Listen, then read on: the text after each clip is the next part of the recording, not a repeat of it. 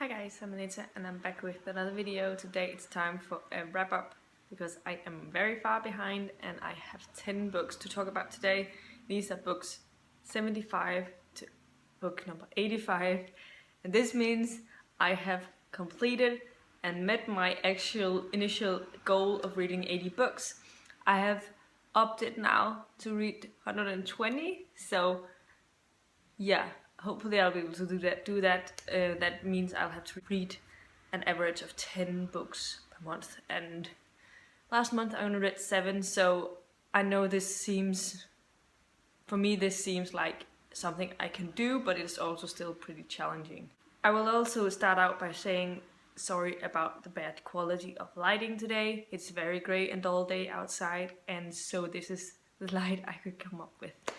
So yeah, let's get into the next books that I read. The 76th book that I read this year was Warbreaker by Brandon Sanderson. This is currently it's a standalone book, but I know that Sanderson has intentions of writing a sequel to this, and also the ending leaves very open, so that it definitely reads like there needs to be a sequel in the future at some point. But Warbreaker it's not Sanderson's first novel. I think that's Elantris, but this is one of his first novels that he ever wrote.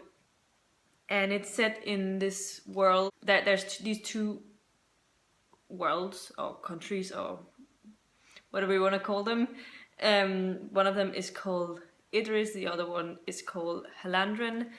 And in this world there, the magic system is basically built on your breath, and how the more breath you have, the more power you can gain, and sort of that, and there are different sort of ways to use the breath, and you sort of learn more as you go through the book. The magic system is called biochromatic breath, and it follows these two sisters, Vivenna and Ciri. Vivenna is the oldest sister and has been promised to marry the God King of Halandren, and Ciri is this younger girl who's sort of adventurous girl who does not really follow the rules all the time and all of that.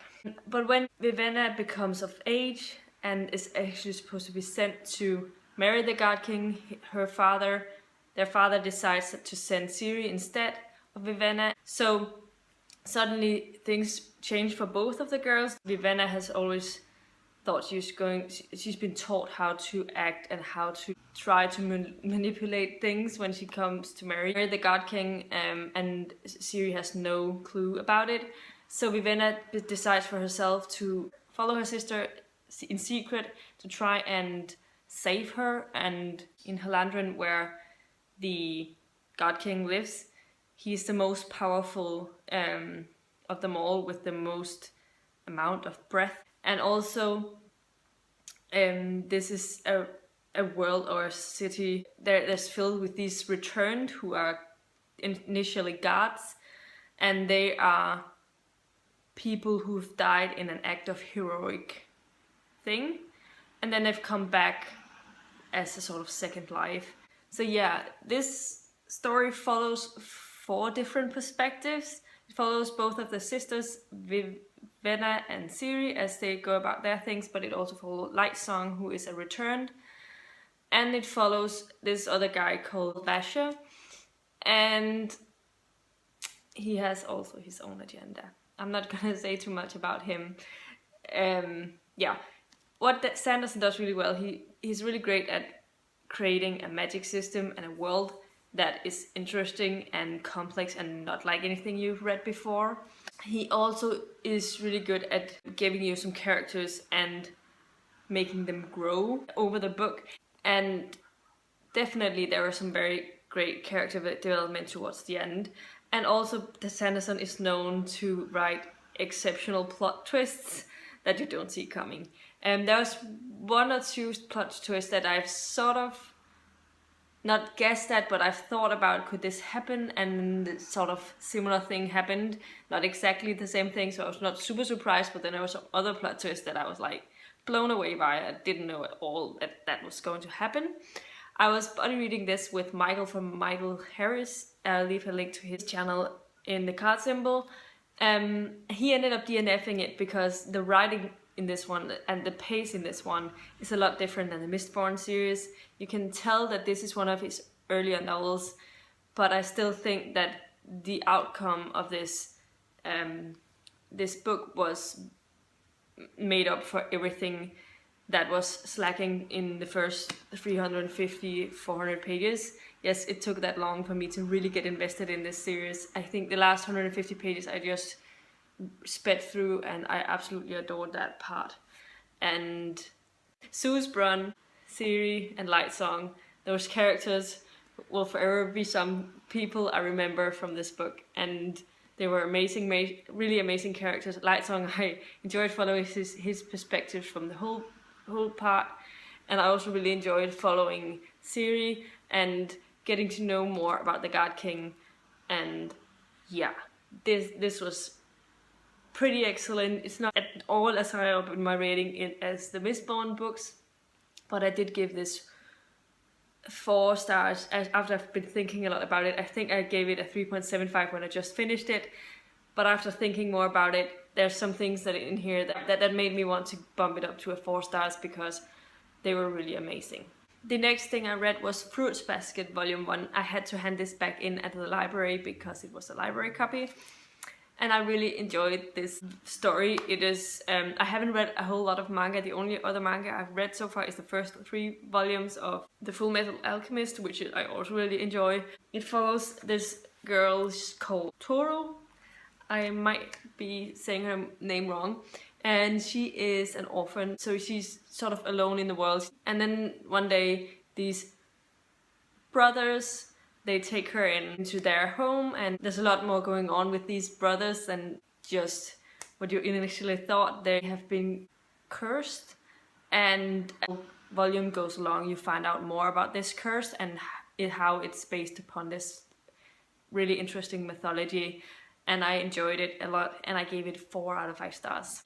The next book I read was Sound Bites by Rachel K. Burke. This is a very short novella-like book, and it follows this girl. I forgot her name, but she moves back to her hometown after breaking up with her boyfriend, moving into a new apartment, taking a job that she's not really interested in, but she sort of feels like she has to take a job, obviously, and then she'll see if she can find a better job at some point. But her main focus was to getting away from her ex-boyfriend because he slept with her best friend, who she was also living with. So she moves into this apartment, and in this apartment complex, there's this guy who's a musician who lives in the apartment either above or below her. I forgot what it is, and it doesn't really matter. But she finds out that he's really a very talented musician, but he's a closet musician, so he doesn't dare singing in front of anyone. They sort of strike a friendship, and slowly that turns into more, and as the things goes along, yeah, pretty straightforward contemporary romance. I enjoyed it. It was really quick read, and I gave it 3.5 out of 5 stars. The next thing I read was Fallen Kingdoms by Morgan Rhodes. This is the first book in the Fallen Kingdoms series, and this is a series that's set in a world sort of similar to the Game of Thrones, like Song of Ice and Fire series, with the multiple different perspectives that you follow, and the stories intervene in different ways. This is obviously a YA, so it's not as heavy on sexual content, and the graphical contents aren't as frequent, but it does have some graphic violent scenes at times, and I actually found myself enjoying it a lot more than I thought I would. I went into this a little hesitant because I've seen different people's opinion about it, but it was very easily straightforward writing. But I think that was something I was needing at the time because I've been reading a lot of denser sort of writing styles for a while, and it was a really quick read, and I enjoyed myself while I was reading it. I got invested in the different storylines, so that was really great, and I ended up giving it 4 out of 5 stars for that. Then I also listened to the audio of A Symphony of Echoes by Jodie Taylor. This is book 2 in this Chronicles of St. Mary series, and I really enjoyed the first one. So going into this one, I had quite a few expectations, It follows this girl called Max who's working for the St. Mary's, which is a place that's filled with people who are historians, and they're found out a way to time travel back into the past and discover things so that they can be more accurate about how they portray the history as we know it. In this one, there's this guy who was a previous employee of the St. Mary's. His intention is to basically ruin the St. Mary's, so he's gone back in time trying to ruin everything, and so Max is trying to redeem that. She goes back to the time of Mary Stuart, also known as the Bloody Mary, I think, and she is basically there to try and make history right so that it happens chronologically how it's supposed to happen, so that nothing changes in the future. Because if something changes in the past, then it will affect everything in the future. And I like that concept. It makes it a lot of fun. The best thing about these books is the humor. I find it really accessible, and I love the narrator of these books. She's really amazing at narrating them. But this one didn't hold my attention as much as the first book did. I loved the first book. I gave that 5 out of 5 stars. I was really surprised about how much I enjoyed it. And this one, because I didn't enjoy myself as much, I am more on 4 stars for this one, but I still really enjoyed it because of the humor and because of, it was a really entertaining read, or listen if you will. And then I also read The Invention of Hugo Cabret, another library copy that I had to hand back in, and this follows this orphan called Hugo who lives in Paris in 1931, and he's working as a clock keeper. Is that what it's called? Clock keeper or something.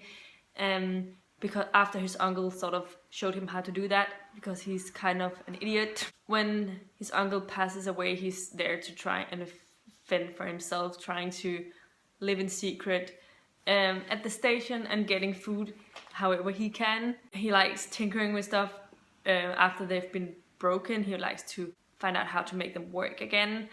And then he meets this girl who is a reader, a bookish girl, and they form a sort of friendship over the book. She's trying to restore a mechanical robot thing that his father tried to build right before he passed away in a fire.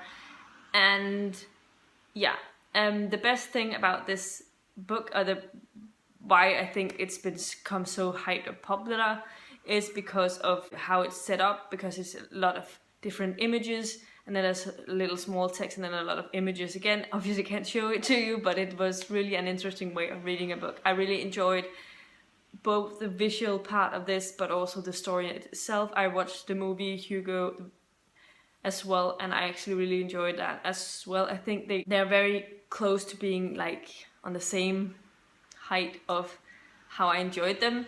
So definitely I enjoyed both, and I gave this one 5 out of 5 stars because I've never read anything like it before, and it was really magical. And I'm definitely going to be checking out some more of Brian Selznick's works, because it was a really interesting and easy way of reading something, and it was also pretty powerful to me. The next thing I read was Leviathan Wakes by James S.A. Corey. This is actually a pseudonym name for Daniel Abraham, who I have not read anything from, but I have one of his book series on my TBR, so that's interesting.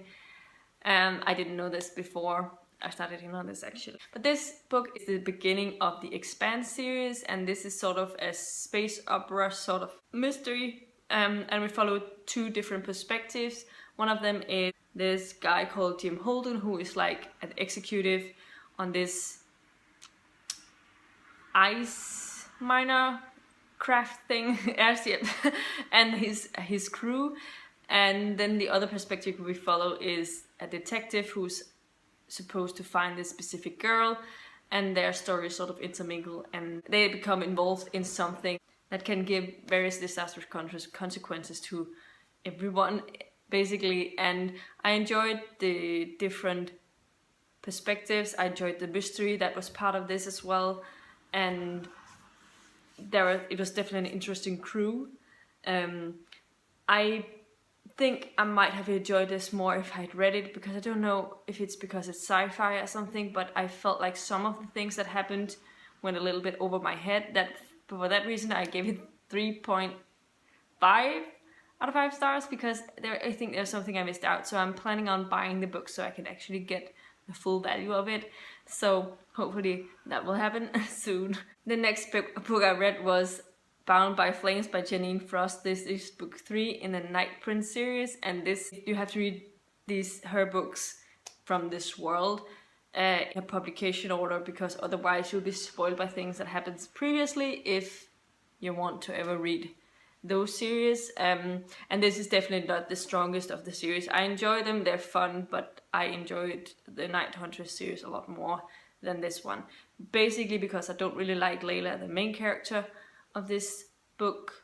She is a little annoying at times, and then it follows Vlad Tepes, who is a side character from the Night Huntress series, and it's also Dracula. And you know, Vlad is acting as I expect him to act, because it's Dracula.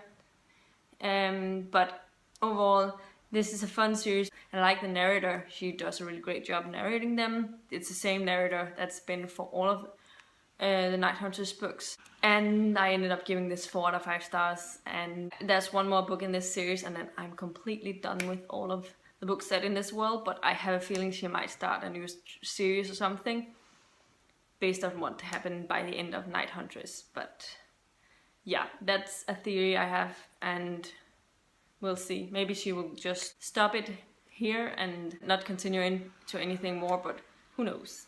The next book that I read this year was Dark House by Karina Halle. This is the first book in the Experiment in Terror series, and this is a horror, paranormal, suspense sort of book. It follows this girl called Perry, who she's sort of the odd girl out in the family. She doesn't feel like she belongs. It's kind of an overused trope. She works at this place where she's not really enjoying her job, and then she's also struggling with a bunch of nightmares that's really terrifying and keeping her awake at night and stuff. And one day she's visiting her uncle's house, and she goes to the beach towards this lighthouse, which is part of her uncle's property. But this lighthouse is said to be haunted, but she's really drawn to it. Like there's something like dragging her towards the lighthouse, and when she gets there, she bumps into this guy called Dex, who is a ghost hunter and trying to catch things on film. And then basically things go on from there. What I really enjoyed about this, there's a lot of creepy, eerie points in this book, and those were done really, really well. I really couldn't stop reading when they were like at the lighthouse and weird things were happening. It was really, really creepy, and she did a really great job explaining that. But sometimes when the not so creepy things happened, like when she had to go back to her uncle's house and to a normal life, yeah, it could tend to drag a little in places. But I did enjoy getting to know Perry. I like that she was, even though there were some tropes about her that's been used a lot. She's not the typical skinny girl who is sort of said to be a plain Jane, but then actually isn't. But she is really like one with lumps and in the wrong places, and a girl who used to be really overweight when she was a kid, but she's not exactly overweight any longer, but she definitely is not like on this very skinny side. And I enjoyed reading a perspective of that she was not the perfect girl. I did not like Perry's mother. She treated her horribly just because she didn't go with the flow. She couldn't deal with the fact that Perry had some other things that she was excited about outside of fashion and stuff. Where her sister, she's a blogger, a fashion blogger, and she's like everything in her mother's world. I did not like how her mother treated her. I found Dex to be a really interesting character as the book went on. There was a lot of things that were revealed through the story that I didn't see coming exactly, but I definitely added something to the story, I think. That there was also moments where it's like, I'm not all about him, and I don't know if I ship them together. I don't do that at the moment, I think, and it wasn't exactly a romance, so that was also really great. Even though the main character did have a bit of a crush on him at times, it wasn't a romance. Then there were some things that really annoyed me by the end. I can't really tell you these things because of spoilery things, but I don't think she should have done that. Yeah, I can't say what it is because it's spoilery, but yeah. I enjoyed the series overall. I gave it 4 out of 5 stars and I definitely want to continue it. At some point, they were really fast reads and kept me entertained, and I think there's promise in the future for even more interesting books, and the creepy parts of these books were amazing, so I'm really excited about that. And the final book, I'm sorry this is becoming a little bit long, but the final book that I read for this batch of books is Fool's Fate by Robin Hobb, the 3rd and final book in the Toni Mann trilogy. This is the 3rd trilogy set in her realm of the Elderlings, so obviously I can't go into a lot of detail about it. I do have a full series review. It's spoiler free for those who've read the Farseer trilogy if you're interested, but if you haven't read the Farseer trilogy, I do talk about the Farseer trilogy briefly, so you can get something about that. But yeah, suffice to say, I love this book. It was an amazing end to the trilogy. I gave it 5 out of 5 stars, and I love these characters to bits, and I can't wait to talk to people about what actually happened in this, so I need someone to read these books so I can talk to them. I have been talking to Sam from Sam's Nonsense a little bit, but yeah, it's just difficult when you can't, because I don't want to spoil anything for anyone who's interested in reading it, obviously, but I love these characters. I love how much they've grown over the 6 books with the Farseer trilogy and this trilogy. It was such a good ending. But yeah, these were all of the next 10 books that I read this year. Let me know in the comments down below if you've read any of the books and what you thought of them. If you agree with any of the things that I've had to say, is there any of the books that you're considering picking up after what I've been saying? Definitely let me know about that as well. And if you liked the video, please give it a thumbs up, subscribe to my channel if you haven't already, and I'll see you in my next video very soon. Goodbye!